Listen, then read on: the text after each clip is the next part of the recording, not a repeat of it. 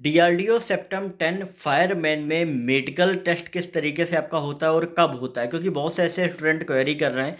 तो यहाँ पर मैं आपको बता दूं कि जैसे ही आपका जो फाइनल रिजल्ट आपका डिक्लेयर होता है उसके बाद फाइनली आपका ज्वाइनिंग का प्रोसीजर आपका स्टार्ट कर दिया जाता है। जिस टाइम पे आपको ज्वाइन करना होता है उसी टाइम पे आपका कई अलग अलग स्टेशन पे आपके पर आपकी पोस्टिंग होती है, वो आपका अलवेरी करता है। कई जगह पे आपको मेडिकल का फॉर्म दे दिया जाता है जो आपको अपने होम टाउन से करा के लाना होता है, जैसा हर अदर डिपार्टमेंट या मिनिस्ट्री में आपका होता है। लेकिन कुछ जगह पे आपका वहीं पर ही जो नियरेस्ट डिस्ट्रिक्ट हॉस्पिटल है वहीं पर आपको भेज देते हैं, सारे टेस्ट आपको वहाँ कराने होते हैं, फाइनली वहाँ से रिपोर्ट वगैरह करा के आपको वापस लाना होता है। ठीक है, तो यहाँ पे ये करना होता है। लेकिन अगर हम बात करें फायरमैन में, तो फायरमैन में आपको कुछ चीज़ें ध्यान रखनी है। सबसे पहली चीज़ की जो आपका फिजिकल एलिजिबिलिटी टेस्ट जो आपका होगा उसमें सबसे पहला आपको पास होना है, क्योंकि वो आपके लिए बहुत ज़्यादा इंपॉर्टेंट है पास करना, क्योंकि उसमें आपका क्राइटेरिया आपको दिया गया है, नोटिफिकेशन में एक बार देख लेना।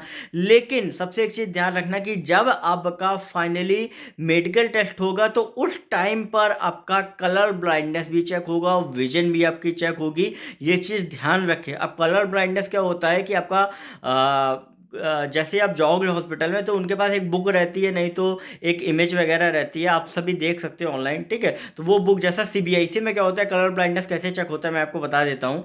कि वहाँ पे जिस भी आप हॉस्पिटल में डिस्ट्रिक्ट हॉस्पिटल में जाओगे तो वहाँ पे बुक रखी होती है। तो बुक में क्या होता है, पलटाओगे ये कौन सा कलर, ये पूरा पलटाया जाता है, फिर बीच बीच में रैंडम पूछ लिया जाता है। तो इस तरीके से आपका कलर ब्लाइंडनेस का टेस्ट होता है। तो अगर ज़्यादा जिनको ज़्यादा दूर का अगर नहीं समझ में आ रहा है तो वो उनके लिए थोड़ा सा प्रॉब्लम है, लेकिन पास में अगर आपको समझ में आता है तो आपको कोई भी प्रॉब्लम नहीं है। ठीक है, और बाकी जो भी आपके टेस्ट होते हैं वो आपके बेसिक टेस्ट होते हैं, जैसा अदर आपके जो भी जॉब्स में आपके होते हैं, जैसा आपका हो गया सीबीसी हो गया, यूरिन हो गया।